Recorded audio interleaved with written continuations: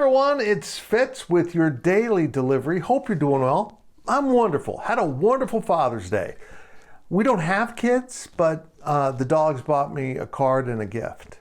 You know, they have surprisingly good handwriting for dogs. They maybe got some help with the gift, I'm not sure. But it was a great Father's Day. I spent it with my wife, eating at my sister's house. She now lives here in Manhattan, teaching at Kansas State, and with my nephew. So we spent some good family time, and we got to talking about our father. And what an incredible man he was. And that is today's daily delivery. My memories of my father and how it impacted who I am today. First of all, his name was Pat Fitzgerald, not the Northwestern football coach, but he was a football coach, and he did go to Northwestern after the Korean War. He was born in 28, graduated high school in 45, so he just missed World War II, and went to Evansville to play football out of high school in little Casey, Illinois. But the problem was all the soldiers were coming back. And if you're familiar with the history of college football, when the soldiers came back from World War II, it changed the game of college football forever. College football was almost like high school football before the war. It was just who was on your campus was who was on your team. And now they were starting to recruit college players from the war. So as a freshman, he's going up against soldiers, that have been through a lot. And so he decided that this doesn't work for me.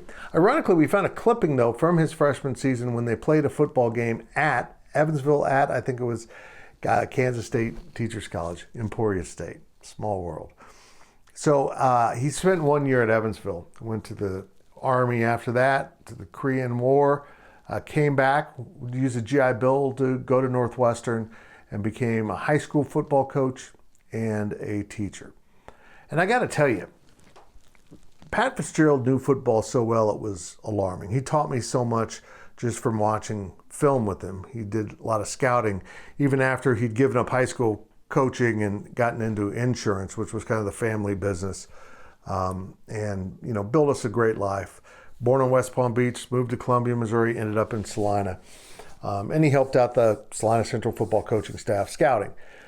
But until I met Bill Snyder, I'd never met anyone who knew as much football, much detail, could watch film and see everything going on quite like my dad. Now, I wasn't a football player. I was much smaller in high school and honestly was way too soft. I played a lot of basketball and in college volleyball, but I was never a football player. But boy, I've always loved the sport because he taught me to look at it from an analytical perspective. Now, here's what's very interesting about Pat Fitzgerald, my father. He had one of those stones, those pavers outside the Veneer complex for many years because when we moved to Kansas, he adopted Kansas State. Why? Well, not just because Northwestern, being purple in the Wildcats, Evansville, if you're familiar, is also purple, and his high school in Casey, Illinois was purple. So his stones had purple all of my life, and it was pretty much destined that I'd end up at Kansas State and stick with the purple. And here I am covering football, his great joy and love. It was good to think about my dad today. He passed away in 97, hasn't been with us for a very long time, but he was a remarkable man, a great father, and I miss him.